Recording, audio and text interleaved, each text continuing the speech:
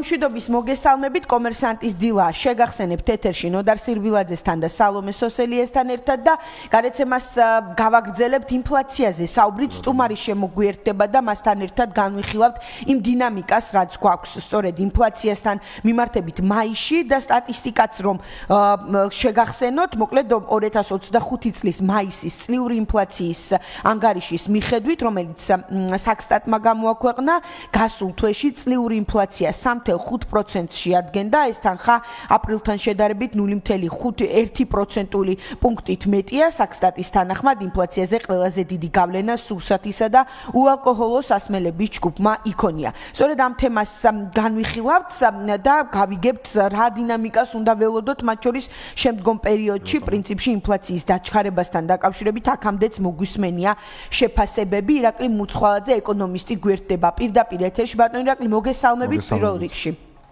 მოგესალმებით დილა მშვიდობის.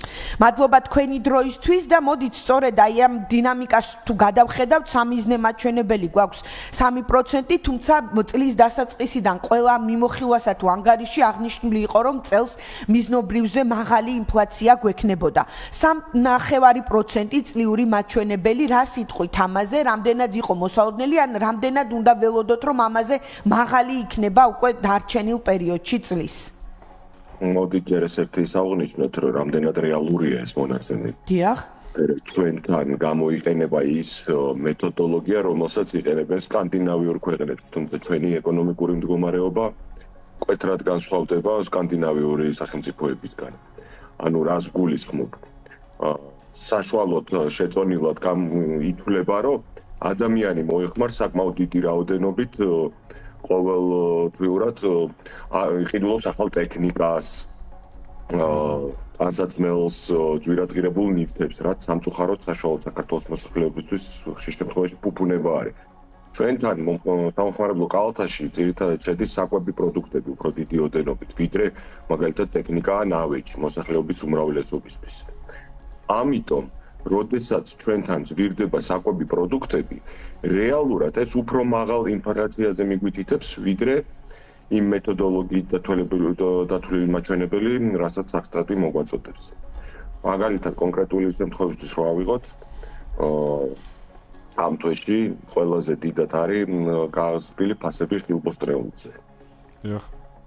რაც ოფიციალური სტატისტიკით გვეუბნებიან, რომ 3.6% არის ინფლაცია, თუმცა რეალურად რო განვიხილოთ იმ მყიდველუნარიანი მოსახლეობის პირობებში, რაც ჩვენ გვაქვს, შეიძლება ბევრად უფრო მაღალი მაჩვენებელი იყოს. აი, სორს არ წავიდეთ, მარტივი მაგალითები რომ მოგიყვანოთ ხოლმე, არა მაკროეკონომიკური და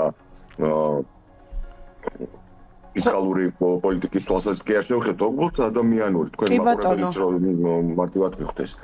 აი, როდესაც ატამი ეღირება 22 ლარი, ეს რაღაცა კატასტროფა არის, მე მგონი საქართველოსთვის, ხომ ეგრეა. თან როდესაც სეზონური პერიოდია მით უმეტეს კი ბატონო. ხო, მარწყვი 12 ლარი, ბალი 15 ლარი, ალუბალი 10 ლარი, ნუ არ ვიცი, მე არ მახსოვს საქართველოში ხილზე ასეთი ფასები. მაშინ როდესაც რამდენიმე წლის წინ გვახსოვს გლეხები ყრიდნენ, ატამს ისეთი აფიღირდა, არ გვიღირს მისი მოყვანაო რა. ან რა ფენომენთან გვაქვს საქმე. ჩემის აზრით აქ უფრო ინფლაციაზე მეტად სხვა პრობლემა დგას. ეს არის უკვე იმ პირობებში, როდესაც რამოდენიმე მსხვილი მაღაზია არის, ქსელური მაღაზია ქალაქში, რომელიც ფაქტიურად აკონტროლებს ფასებს პირველადი მოხმარების პროდუქციაზე, აქ უფრო სავარაუდოდ არის კარტერული გარიგების პრობლემა. როდესაც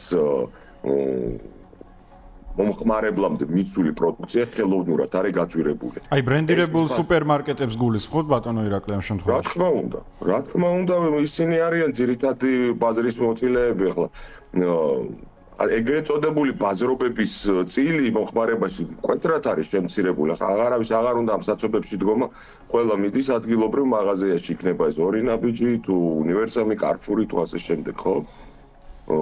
ისინი განაგებენ თუ რა ფასში იყიდება პროდუქცია ქალაქში, მით უმეტეს პირველადი მოხმარების პროდუქტები. ანუ თქვენ როგორ აფასებთ შესაძლებელი არის სხვა თანაბარ პირობებში თუ თავისუფალი ბაზრის პრინციპი იქნებოდა გაცილებით სხვა ფასი იქნებოდა ვიდრე ამ პირობებში ან როგორ ფიქრობთ შეიძლება აქ კონტრარგუმენტად მოიყვანონ მაგალითად როდესაც ამას ვამბობთ რომ აი ბევრი ქსელური მარკეტია ჰიპერმარკეტია ბევრი მიმართულებაა სხვა რამდენი შეგიძლიათ ფიქრობთ ამაზე 5-ზე მეტი დამისახედეთ ქსელური მარკეტი საქართველოში გასაგებია რეკლამაზე ჩამეთვლება მაგრამ ნუ რამდენიმე ხო არის არ არის რა ბევრი გადით ნახეთ რუმინეთში გადით საფრანგეთში გადით ესპანეთში გადით რამდენი ქსელური მარკეტი არის ნახეთ და ჩვენთან სულ 5-ოდე არის როგორ არის ბევრი ჩვეულებრივი ოლიგოპოლია საქართველოს ამ მიმართულებით კი ბატონო, მოდით აი ინფლაციის და დათვლის ამ ვთქვათ მექანიზმზე საუბრობდით. თქვენ გამოდის რომ ერთის მხრივ ეს პრობლემაა რეალურად ის ფასები რაც ბაზარზე მომხმარებელს ხდება და მეორეს მხრივ სტატისტიკაში ჩანს რომ 3.9% გვაქვს, თუმცა არ ეთანხმებით თქვენ ამას, ანუ ფიქრობთ რომ გაცილებით მაღალია დღეს ფასების ცვლილება, იმიტომ რომ როდესაც მომხმარებელი შედის მაღაზიაში, საკუთარ ჯიბეზე გრძნობს რომ 3%-ით არა და ბევრად მეტი პროცენტით არის ცვლილება ფასებზე, ხომ პროდუქტებზე. ანუ დიახ, მე რისი თქმა მინდა იცით, რომ სტატისტიკა გამოიყენება ჩვენთან საერთაშორისო, რომელიც არის განვითარებული ქვეყნების სტანდარტებისთვის მისადაგებული. დიახ. რას გულისხმობს ეს, რომ იღებენ აი ერთი თვის განმავლობაში საშუალოდ რას მოიხმარს ადამიანი რა პროდუქციას და მე ადარებენ შემდეგ თვეში იგივე პროდუქცია გაძვირდა თუ არა.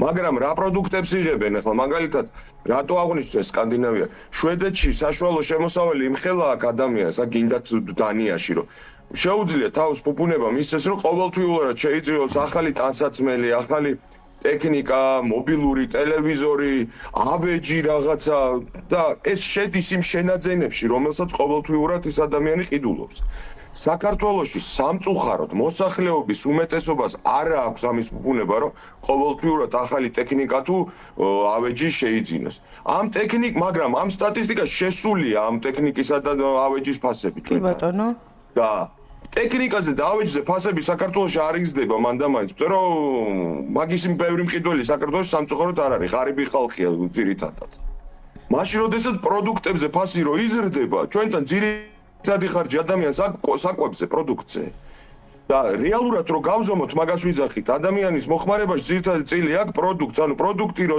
ძვირდება საკვები პროდუქტი ის საქართველოში ფასებს რეალურად ბევრად უფრო ზრდის საშუალოდ მოხმარებლისთვის ანუ ჩვენთან რეალური ინფლაცია ადამიანის ჯიბეზე რაც მოქმედებს ხო ბევრად უფრო მაღალია ვიდრე საერთაშორისო სტატისტიკით ასახული ინფლაცია ამის ახსნა მინდა. კი ბატონო, აი მან ჩაგეკითხებით კი და ზუსტად ეს თემა რო გავაგრძელოთ ამის გამოძახილია და ამაზეც ბევრი საუბარი ყოფილა ინფლაციაზე მეთოდოლოგიაც აღნიშნეს და მეთოდოლოგიურად ვიცით რომ სხვადასხვა ჯგუფს რაც შედის ხო იგივე სურსათის ჯგუფი, იგივე ტანსაცმლის ჯგუფი და ასე შემდეგ განსხვავებული წილები აქვს რომლითაც კორექტირდება ინფლაცია და აქ ისმის კითხვის ნიშანი რომ სურსათის წილი რაც არის ამ ინფლაციის დათვლის დროს თუ არ ვცდები 50%-მდეა. რამდენად საკმარისია უნდა იყოს თუ არა პირობითად მეტი ისევ და ისევ თქვენ რაც ახსენეთ რომ ღარიბი მოსახლეობაში უფრო მეტი კონცენტრაცია მაინც სურსათზე მოდის აი ის წილობრივი მაჩვენებელი რაც აქსტაც აქვს პირობითად შემოთავაზებული არის ზოგადად საკმარისი სურსათის ჯგუფზე მაქვს აქ საუბარი კონკრეტულად მე ამას აღვნიშნავ რომ ეს აქსტაც არა აქვს შემოთავაზებული ეს არის საერთაშორისო სტანდარტი მეთქი რომელიც უბრალოდ აქვს გადაკოპირებული აქ თავის თავზე ვერავინ ვერ აიღებს იმ პასუხისგებლობას რომ რაღაცა საქართველოს პირობებისთვის მიასადაგონ. ყოველ შემთხვევაში დღევანდელ მდგომარეობაში არ ამგონია რომ ეს ვინმე გაბედოს და გააკეთოს. ამას აღვნიშნა უბრალოდ მეტი კი არაფერი რომ ჩვენთან არ აისახება რეალობა, იმიტომ რომ არ გვაქვს ჩვენივე არსებული სიტუაციისთვის მისადაგებული სისტემა უბრალოდ გვაქვს გალკირებული, კოპირებული სისტემა.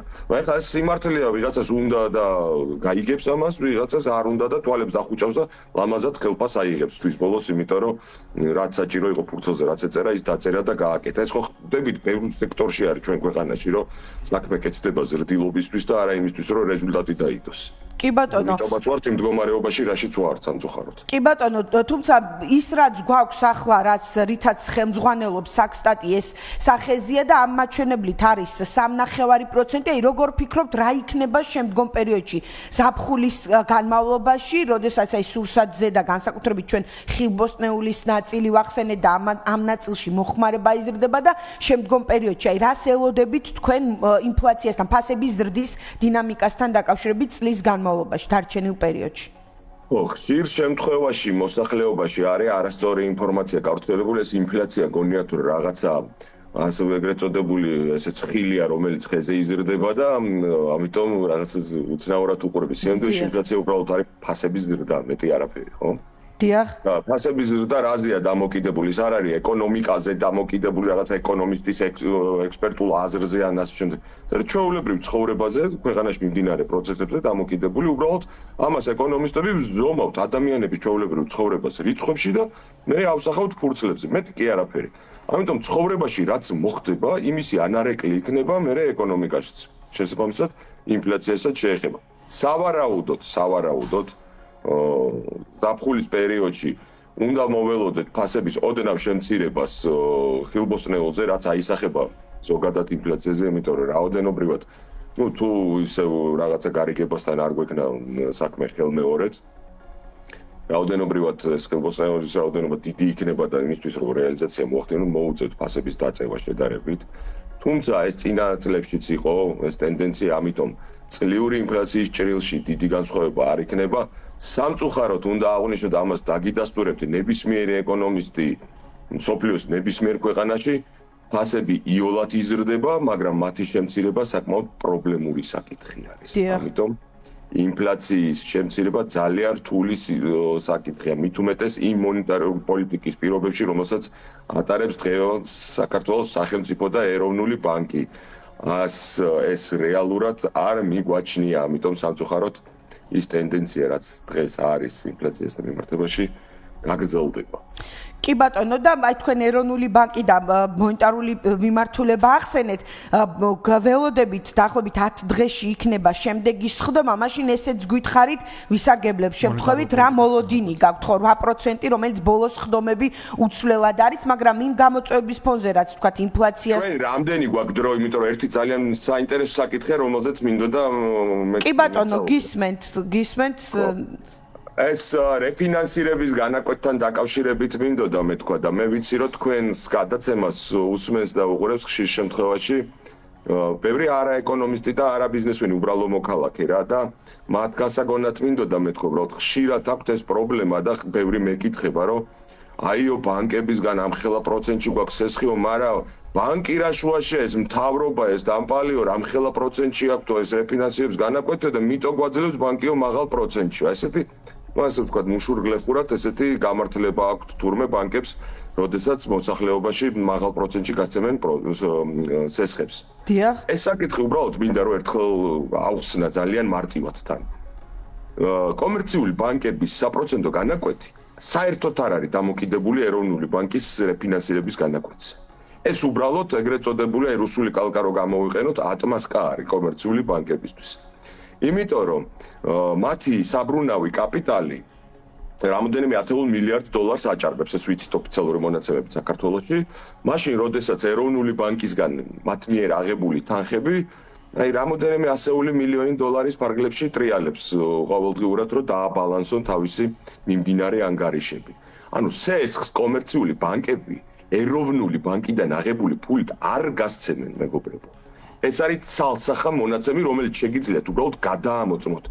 გინდათ საქართველოს ბანკის ვებსაიტზე მათ მონაცემებში, რომელსაც ყოველწლიურად აქვეყნებენ თავისივე აქციონერებისთვის, რადგან ისინი სააქციო საზოგადოება არიან და ლონდონის საფონდო ბირჟაზე იყიდება მათი აქციები და ასევე TBC ბანკის მონაცემებშიც. მათი სესხების თანხის ლომის წილი წარმოდგენილია მათივე კაპიტალით ან ჩვენნაირივე მოქალაქეების მიერ მათ ბანკში შეტანილი ანაბრებისა თუ სხვა თანხების შედეგად. რამხელა საპროცენტო განაკვეთი გვერიცხება ჩვენი თანხებზე ანაბრებზე? 2.9% ხო ეგრეა? 8 და 8.9% არ ერიცხება ბანკს სესხის გაცემისას ამ ფულის ხარჯი. ეს არის უბრალოდ ტყუილი იმისთვის, რომ ადამიანებს ამ შემთხვევაშიც ეს პრაქტიკულად კარტერული გარიგება არის.